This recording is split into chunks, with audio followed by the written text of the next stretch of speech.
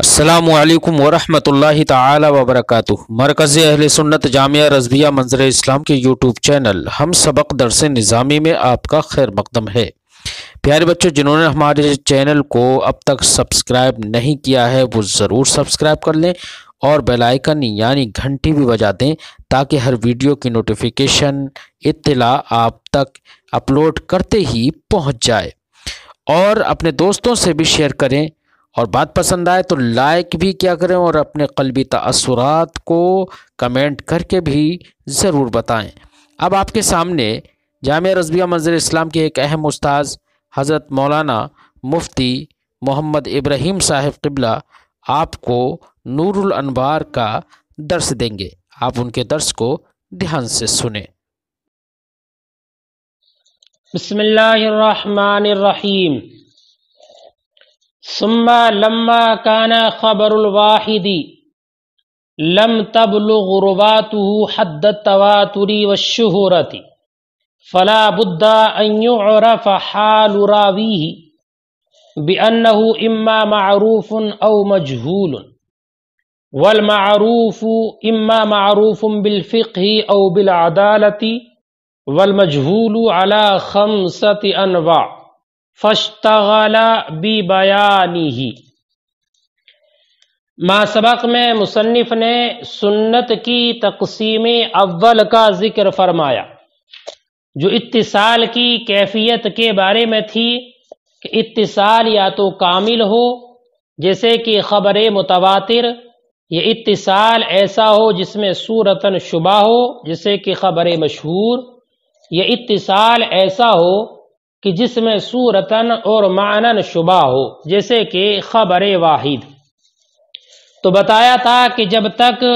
خبر کے راوی حد تواتر اور شہرت کو نہ پہنچے ہوں وہ خبر واحد ہے۔ اب یہاں سے مصنف اس بات کو بیان کرتے ہیں کہ جب اس کے راوی حد تواتر اور حد شہرت کو نہیں پہنچتے تو خبر واحد کے راوی کے حال کا جاننا بھی ضروری ہے کہ وہ راوی معروف ہے یا مجہول۔ اگر معروف ہے تو معروف بالفقہ یا عدالت ہے یا نہیں، اور اگر مجہول ہے تو اس کی اقسام کتنی ہے۔ اس تمام تفصیل کو مصنف یہاں سے ذکر فرماتے ہیں۔ فرمایا کہ جب خبر واحد کے راوی حد تواتر اور حد شہرت کو نہیں پہنچتے فلا بد ان يعرف حال راوی،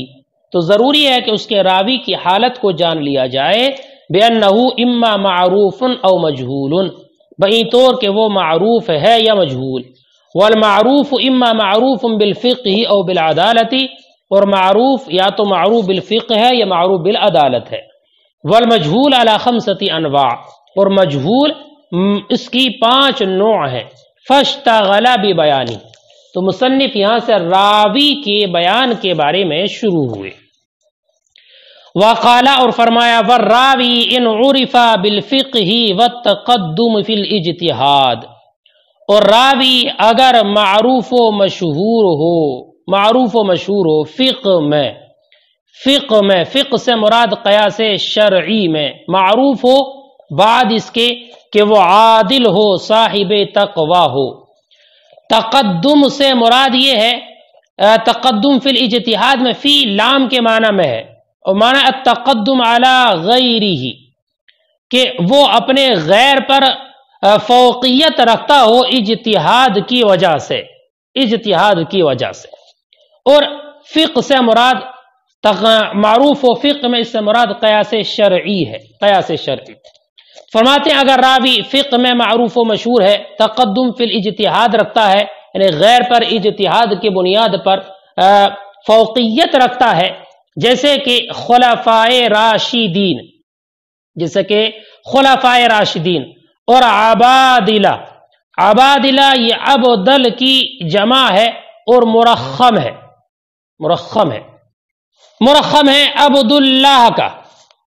اور اس سے مراد حضرت عبداللہ ابن مسعود، عبداللہ ابن عمر، عبداللہ ابن عباس، اور ایک قول یہ ہے کہ عبداللہ ابن زبیر رضی اللہ تعالی عنہم ہے، اور انہی سے لائق ہیں حضرت زید ابن ثابت،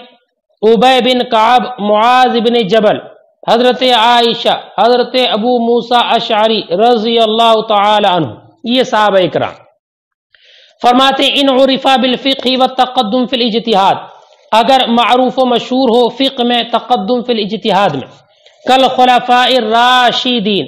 اور جیسے کہ خلفاء راشدین اور عبادلہ، وہو جمع عبدل، اور یہ عبدل کی جمع ہے، مرخم ہے عبداللہ کا، عبداللہ کا مرخم ہے عبدل، والمراد بہم عبداللہ ابن مسعود وعبداللہ ابن عمر، اور اس سے مراد عبداللہ ابن مسعود، عبداللہ ابن عمر، وعبداللہ ابن عباس، اور عبداللہ ابن عباس، وقیلا عبداللہ ابن زبیر، اور ایک قول یہ ہے کہ عبداللہ ابن زبیر، ویلحق بہم زید بن ثابت، اور انہی سے لائق ہے زید بن ثابت، ابی بن کعب، معاذ بن جبل، حضرت عائشہ، ابو موسیٰ اشعری۔ فرماتے ہیں ان کی حدیث کا حکم کیا ہے؟ تو فرمایا کان حدیث حجہ، ان حضرات کی حدیث حجت ہے، یترک بہ القیاس، اس کی وجہ سے قیاس کو ترک کیا جائے گا، قیاس کو ترک کیا جائے گا، خلاف لمالک، امام مالک کا اس میں اختلاف ہے، یعنی اگر ان حضرات کی روایت کردہ کوئی حدیث ہو اور اس کے مخالف کوئی قیاس موجود ہو تو قیاس کو ترک کیا جائے گا اور حدیث پر عمل کیا جائے گا۔ امام مالک یہ کہتے ہیں کہ ان حضرات کی حدیث سے قیاس مقدم ہوگا، قیاس مقدم ہوگا اگر خبر واحد قیاس کے مخالف ہے، قیاس کے مخالف ہے تو امام مالک کے نزدیک حکم یہ ہے کہ قیاس مقدم ہوگا۔ ان کی دلیل یہ ہے کہ خبر واحد میں بہت سارے شبہات ہیں، ایک شبہ اس میں یہ ہے کہ ہو سکتا ہے راوی بھول گیا ہو، اور یہ بھی شبہ ہے کہ راوی نے غلط بیان کیا ہو، یہ بھی شبہ ہے کہ راوی جھوٹا ہو، اور قیاس میں صرف اور صرف ایک شبہ ہوتا ہے اور وہ یہ ہے کہ قیاس کرنے میں مجتہد سے خطا ہو گئی ہو، اور ظاہر بات ہے کہ ایک وہ چیز جس میں چند شبہات ہیں اور ایک وہ جس میں صرف ایک شبہ ہے، ایک شبہ والی چیز اولا ہوگی۔ ہماری دلیل یہ ہے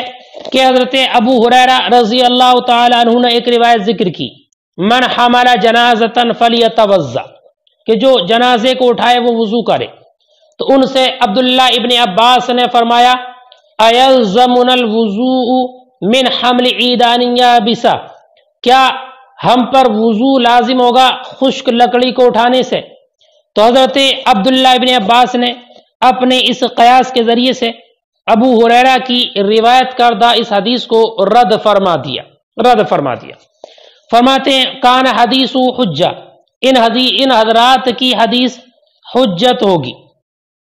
یترک بہ القیاس، اس کی وجہ سے قیاس کو ترک کیا جائے گا، خلاف لمالک، امام مالک کے برخلاف، فإنه قال، وہ کہتے ہیں القیاس مقدم علی خبر الواحد، کہ قیاس مقدم ہوگا خبر واحد پر، ان خالفہ، اگر اس کے مخالف ہو،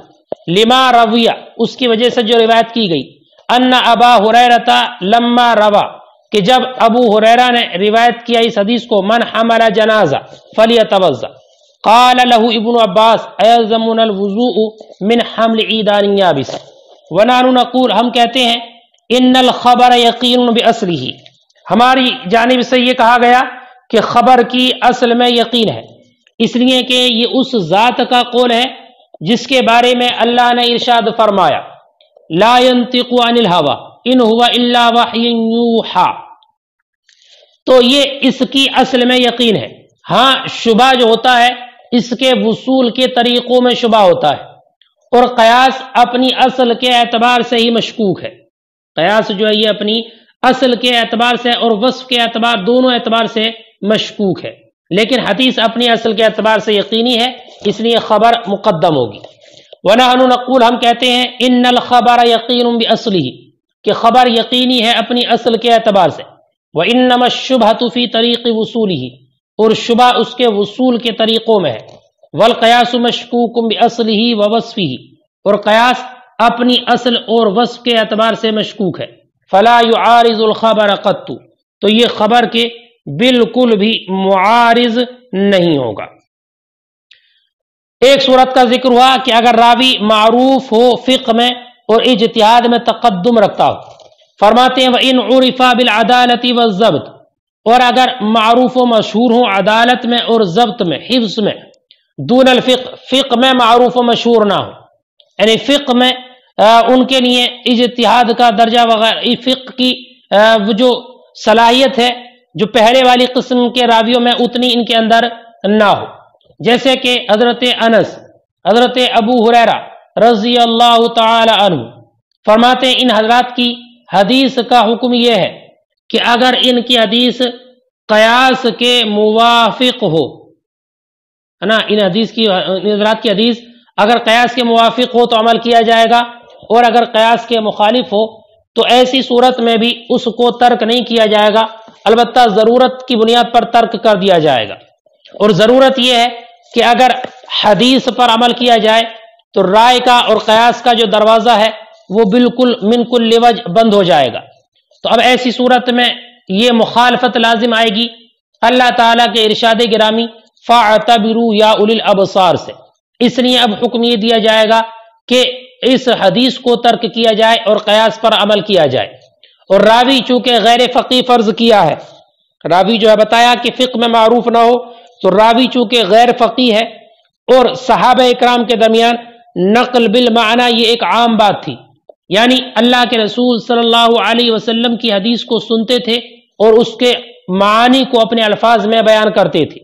تو ہو سکتا ہے کہ راوی نے حدیث کی نقل بالمعنی کی ہو اپنی سمجھ کے اعتبار سے، اور اس میں خطا واقع ہو گئی ہو، اور نبی اکرم صلی اللہ علیہ وسلم کی مراد کو انہوں نے کما حق نہ سمجھا ہو، اس لیے کہ ان کو غیر فقی فرض کیا ہے۔ تو ہو سکتا ہے اسی بنیاد پر کہ نقل بالمعنی کی ہے وہ حدیث من کل وجہ قیاس کے مخالف ہو گئی ہے، لہذا اس ضرورت کی بنیاد پر اب حدیث کو ترک کر دیا جائے گا اور اس کے مقابل جو قیاس ہے اس پر عمل کیا جائے گا۔ فرماتے وَإِنْ عُرِفَ بِالْعَدَالَةِ وَالضَّبْطِ، اور اگر عدالت اور ضبط میں معروف و مشہور ہو، دون الفقہ، فقہ میں معروف نہ ہو، کانس، جیسے کہ حضرت انس اور ابو ہریرہ، ان وافق حدیث بالقیاس، اگر ان کی حدیث موافق ہے قیاس کے عمل بھی تو اس پر عمل کیا جائے گا۔ وَإِنْ خَالَفَهُ، اور اگر اس کے مخالف ہے، لم یترک الا بالضرورہ، تو ترک نہیں کیا جائے گا مگر ضرورت سے۔ وہی، اور وہ ضرورت یہ ہے انہ لو عمل بالحدیث، کہ اگر حدیث پر عمل کیا، لن سد باب الرائے من کل وجہ، تو بند ہو جائے گا رائے کا دروازہ بالکل من کل وجہ، فیکون مخالفا لقولہ، تو یہ رائے کا دروازے کو بند کرنا اس قول کے مخالف ہوگا۔ فاعتبروا یا اولی الابصار، والراوی فرض انہ غیر فقی، اور راوی کو غیر فقی فرض کیا گیا ہے، والنقل بالمعنی کان مستفیضا فیہم، اور نقل بالمعنی صحابہ اکرام کے درمیان عام بات تھی۔ فلعل الراوی نقل الحدیث بالمعنی علی حسب فہمہ، تو ہو سکتا ہے راوی نے حدیث کو نقل کیا ہو معنی کے اعتبار سے اپنی سمجھ کے حساب سے، واخطا، اور اس میں خطا ہو گئی ہو، ولم یدرک مراد رسول اللہ صلی اللہ علیہ وسلم، اور وہ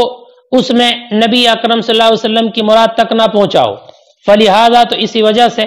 کانا مخالفا للقیاس من کل وجہ، وہ من کل وجہ قیاس کے مخالف ہو گئی ہو، فلہذا ضرورہ یترک الحدیث، اسی ضرورت کی بنیاد پر حدیث کو ترک کیا جائے گا، ویعمل بالقیاس، اور قیاس پر عمل کیا جائے گا۔ وہذا لیس ازدراء بابی ہریرہ واستخفافا بی، اب یہاں سے ایک بات یہ بتاتے ہیں کہ یہ کہنا کہ ان حضرات کی حدیث کو ترک کیا جائے گا، یہ معاذ اللہ حضرت ابو ہریرہ کو کم سمجھنا یا ان کے ساتھ استخفاف وغیرہ نہیں ہے، بلکہ اس نقطے کا بیان ہے جو اس مقام میں بیان کیا گیا ہے حدیث کے ترک کرنے کے لیے، ان کی حقارت کی بنیاد پر نہیں ہے۔ وہذا لیس ازدراء بابی ہریرہ، اور یہ ابو ہریرہ کا ازدراء نہیں ہے، ان کو کم سمجھنا نہیں ہے، وہ استخفافا بھی، اور ان کو ہلکا سمجھنا نہیں ہے معاذ اللہ، بل بیانا لنقطۃ فی ھذا المقام، بلکہ اس مقام میں ایک نقطے کا بیان ہے۔ فتنبہ کا حدیث المسرات، جیسے کہ حدیث مسرات، حدیث مسرات سنو کیا ہے؟ تصریہ، فرماتی تصریہ کا لغوی معنی ہے جانور کو چند دن تک دودھ دونے سے روکنا، کہ اگر اس کو بیچنے کا ارادہ ہے تو بیچنے کے ارادے کے وقت میں 1-2 دن اس کا دودھ نہ دونا، تاکہ اس کے تھنوں میں دودھ زیادہ نظر آئے اور مشتری اس کو دیکھے تو یہ سمجھے کہ یہ زیادہ دودھ والا جانور ہے اور وہ اس کو زیادہ قیمت میں خرید لے اور دھوکہ کھا جائے۔ بعد میں جب خطا ظاہر ہو تو پتہ چلے کہ یہ تو تھوڑا سا ہی دودھ دیتا ہے۔ یہ ہے تسریہ۔ اس کے بارے میں حضرت ابو ہریرہ رضی اللہ تعالی عنہ نے ایک حدیث پاک روایت کی کہ اللہ کے رسول نے ارشاد فرمایا، لا تسروا الابل والغنم،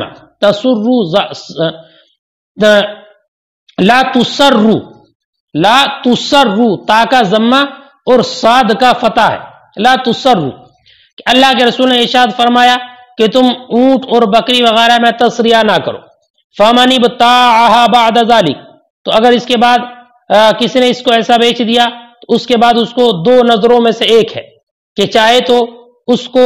روک لے اگر اس سے راضی ہو، اور اگر ناراض ہو تو اس کو واپس کر دے اور 1 سا کھجوریں واپس کر دے۔ مفہوم حدیث پاک کا یہ ہے کہ اگر کسی مشتری کو یہ دھوکہ دیا گیا اور بعد میں اس کو پتا چلا کہ یہ تو بہت کم دودھ والا جانور ہے، تو اب اس جانور کے لینے سے اگر وہ راضی ہو جائے تو بہتر ہے، اور اگر وہ ناراض ہوتا اس سے تو جانور کو واپس کرے اور پہلے والے دن جو اس نے دودھ دوا ہے اس کے بدلے میں 1 سا کھجوریں واپس کر دے۔ تو یہ حضرت ابو ہریرہ کی حدیث مخالف ہے قیاس کی من کل وجہ، اس لیے کہ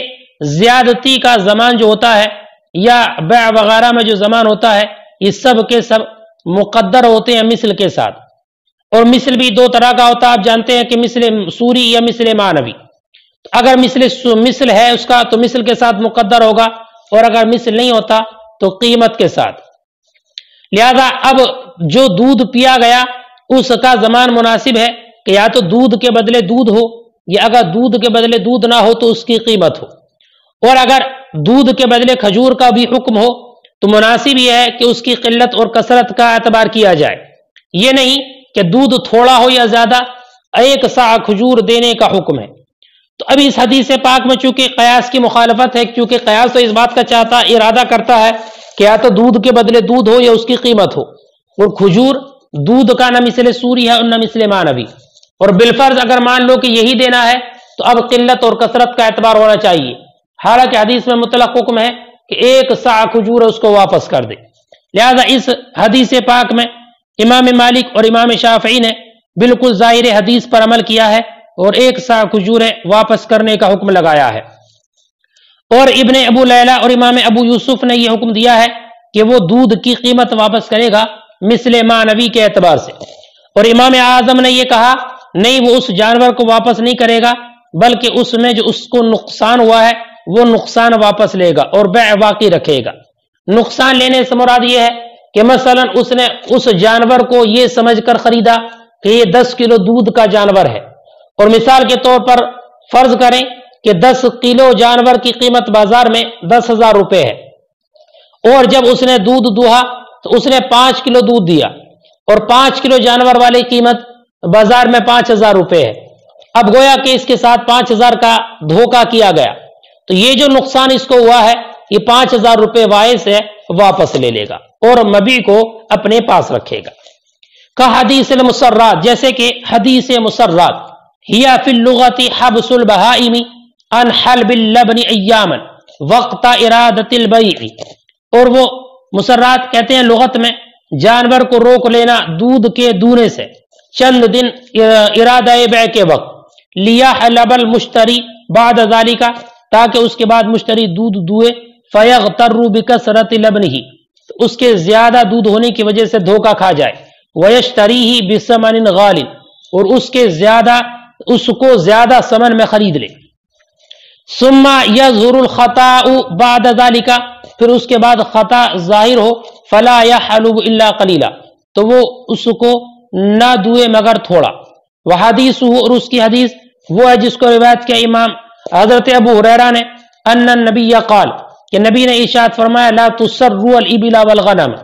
فمن ابتاع، تو جس نے ایسا بیچا، بعد ذالک، اس کے بعد، فوبا بخیر النظرین، تو اس کو 2 نظروں میں سے ایک بہتر نظر ہے، بعد ان یحلبها، اس کو دونے کے بعد، ان رضیہ اگر اس سے راضی ہے امسکا تو روک لے، وہ ان سخطا اور اگر اس سے ناراض ہو ردہا تو لوٹا دے، وصاع من تمر اور ایک سا کھجور لوٹائے۔ ومعنی اور اس کا مفہوم یہ ہے ان ابتلا المشتری ان ابتلا المشتری بهذا الاغترار کہ اگر مشتری اس دھوکے میں مبتلا ہو جائے، فإن رضیہا تو اگر اس سے راضی ہو تو بہتر ہے اور اچھا ہے، وإن غضبہا اور اگر اس سے ناراض ہے ردہا تو اس کو لوٹا دے، ورد صاع من تمر عوض اللبن الذي اكل في يوم اول تو اور ایک سا کھجور لوٹائے اس دودھ کا بدل جو اول دن میں کھایا۔ فإن هذا الحديث مخالف للقياس من كل وجه تو یہ حدیث قیاس کے مخالف ہے من کل وجہ۔ فإن زمان العدوانات والبیعات کہ زیادتی اور بیع وغیرہ کا زمان کلہا یہ سب کے سب مقدر ہے مثل سے، فی المثلی مثلی چیزوں میں، وبالقیمتی فی ذوات القیم اور قیمت کے ساتھ مقدر ہے قیمی اشیاء میں۔ فزمان اللبن المشروبی تو اس دودھ کا زمان جو پیا گیا، ینبغی مناسب ہے ان یکون باللبن کہ دودھ سے ہو، او بالقیمتی یہ قیمت سے ہو، ولو کان بالتمری اور اگر کھجور سے بھی ہے، فینبغی تو مناسب ہے ان یقاس بقلت اللبن وکثرتہ کہ قیاس کیا جائے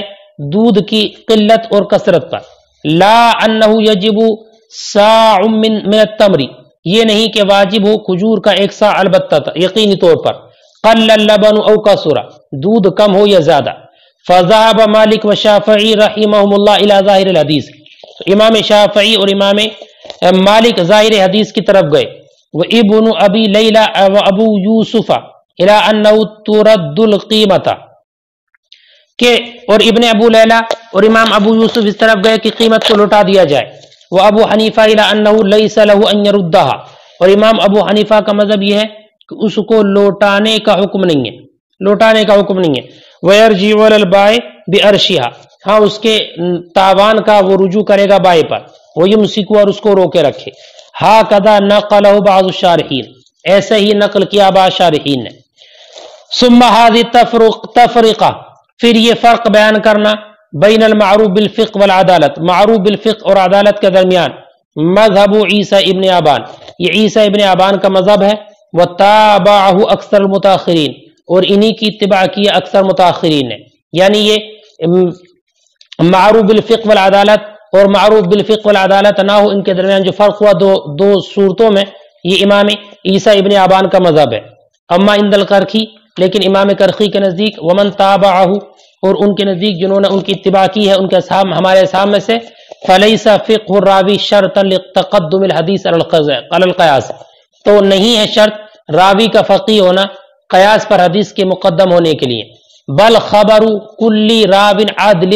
مقدم القیاس بلکہ ہر عادل راوی کی خبر مقدم ہوگی قیاس پر، اذا لم یکن مخالفا للکتاب والسنہ المشہورہ جبکہ وہ کتاب اور سنت مشہورہ کے مخالف نہ ہو۔ یعنی امام کرخی کا مذہب یہی ہے کہ ہر عادل راوی کی خبر قیاس پر مقدم ہوگی، اور اس پر انہوں نے ایک دلیل ذکر کی، اور وہ یہ کہ حضرت عمر رضی اللہ تعالیٰ عنہ کا اپنا نظریہ اور رائے یہ تھی کہ اگر جنین کو کوئی ضائع کر دے تو اس کا تاوان نہیں ہے۔ جنین یعنی وہ بچہ جو ماں کے پیٹ میں ہو، اس کو کسی نے ضائع کر دیا، کسی نے پیٹ پر ڈنڈا وغیرہ مار دیا تو اس کا تاوان نہیں ہے۔ لیکن بعد میں حضرت حمل ابن مالک نے ایک حدیث بیان کی کہ نبی اکرم صلی اللہ علیہ وسلم نے جنین میں غرہ واجب کیا، جنین میں غرہ کو واجب کیا۔ غرہ 500 درہم ہے کہ اللہ کے رسول نے 500 درہم واجب کیے، تو نبی اکرم صلی اللہ علیہ وسلم کی اس قول کی بنیاد پر حضرت عمر نے اپنی رائے سے رجوع کیا اور اس کو قبول کیا، باوجود اس کے کہ یہ قیاس کے مخالف ہے، اس لیے کہ جنین اگر زندہ ہے تو کل دیت واجب ہونا چاہیے، اور اگر مردہ ہے تو اس پر کچھ بھی واجب نہیں ہونا چاہیے، تو قیاس کے مخالف ہونے کے باوجود اس خبر کو قبول کیا حضرت عمر نے۔ وَلِهَذَا قَبِلَ عُمَرُ حَدِيثَ حَمْلِ بن مالک فی الجنین اسی وجہ سے کس وجہ سے کہ ہر عادل راوی کی خبر مقدم ہوگی، حضرت عمر نے قبول کیا حمل بن مالک کی حدیث کو جنین میں، وَأَوْجَبَ الْغُرَّةَ فِيهِ اور اس میں غرہ واجب کیا 500 درہم، مع انه مخالف للقیاس باوجود اس کے کہ حدیث قیاس کے مخالف ہے، لأن الجنین ان کان حیا اس لیے کہ جنین اگر زندہ ہے، وجبت الدیۃ کاملہ تو کل دیت واجب ہوگی، وان کان میتا فلا شیء علیہ اور اگر مردہ ہے تو اس میں کچھ بھی واجب نہیں ہوگا۔ وَأَمَّا حَدِيثُ الْوُضُوءِ عَلَى مَنْ قَهْقَهَ فِي الصَّلَاةِ فَهُوَ وَإِنْ كَانَ مُخَالِفًا لِلْقِيَاسِ۔ اس کے ذریعے ایک اعتراض کا جواب دیا ہے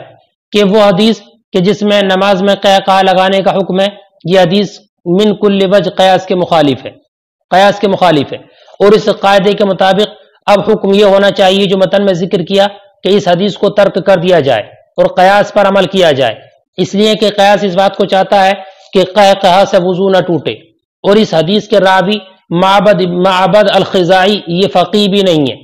اور غیر فقیہ راوی کی حدیث اگر قیاس کے مخالف ہو تو قیاس پر عمل ہوتا ہے، حالانکہ آپ نے ماقبل کی کتابوں میں پڑھا ہوگا کہ اس حدیث پر عمل کیا گیا ہے اور قیاس کو ترک کیا ہے۔ تو اس کا جواب یہ دیتے ہیں کہ یہ حدیث اگرچہ قیاس کے مخالف ہے لیکن اس کو بڑے بڑے صحابہ اکرام نے روایت کیا ہے، جیسے کہ حضرت جابر ہیں، حضرت انس وغیرہ ہیں، اس لیے یہ حدیث قیاس پر مقدم ہوگی۔ وَأَمَّا حَدِيثُ الْوُضُوءِ عَلَى مَنْ قَهْقَهَ فِي الصَّلَاةِ، اور رہی حدیث وضو اس پر کہ جس میں نماز میں قہقہ لگانے کا حکم ہے، فَهُوَ وَإِنْ كَانَ مُخَالِفًا لِلْقِيَاسِ، تو یہ اگرچہ قیاس کے مخالف ہے لیکن رواہ